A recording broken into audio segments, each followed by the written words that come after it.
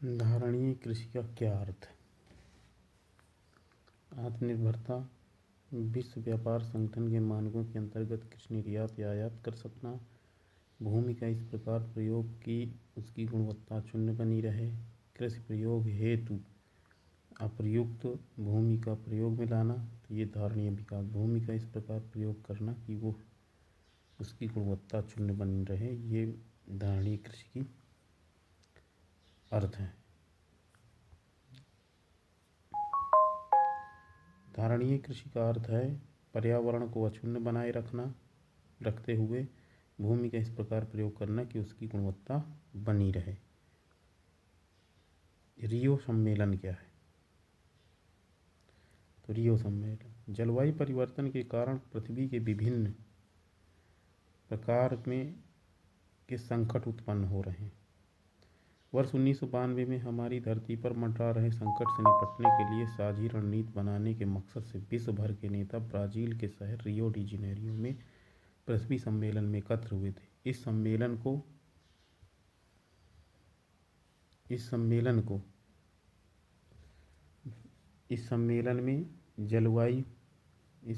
में जलवायु परिवर्तन और ग्लोबल वार्मिंग जैसी समस्याओं को लेकर गहरी चिंता जताई गई थी। इनसे लड़ने के लिए मिलकर प्रयास करने का संकल्प लिया गया था। 172 देशों के प्रतिनिधियों ने संयुक्त राष्ट्र पर्यावरण और विकास के मुद्दों में आयोजित इस वैश्विक सम्मेलन में शिरकत की थी।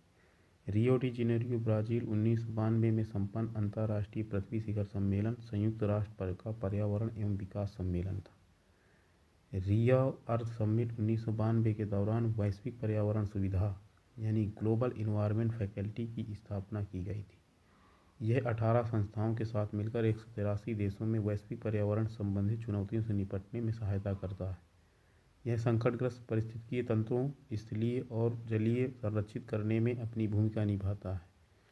ग्लोबल इन्वायरमेंट फोरम UNFCCC के तहत अल्प विकसित देशों को अल्प विकसित देश निधि यानी कि लीस्ट डेवलपमेंट कंट्रीज फंड उपलब्ध कराता है। यह उन देशों के nations adoption programmes of action की तैयारी एवं क्रियान्वयन में सहायता करता है। ध्यातव्य है कि 2001 में COP7 की बैठक मराकश में आयोजित की गई थी। इस बैठक में प्राप्त निर्देशों के आधार पर विशिष्ट जलवायु परिवर्तन निधि the special climate change fund की स्थापना की गई थी। यह निधि अनुकूलन के साथ साथ विकासशील देशों की तकनीकी हस्तांतरण में भी सहायता करती है। उल्लेखनीय है कि संयुक्त राष्ट्र विकास कार्यक्रम, संयुक्त राष्ट्र पर्यावरण कार्यक्रम और विश्व बैंक के साथ जुड़े हुए हैं। वर्तमान में GEF यानी ग्लोबल इन्वायरमेंट फोरम की मुख्य कार्यकारी अधिकारी व अध्यक्ष कार्लोस मैनुअल रोड्रिग्स हैं। GEF के संस्थागत ढांचा इस प्रकार है।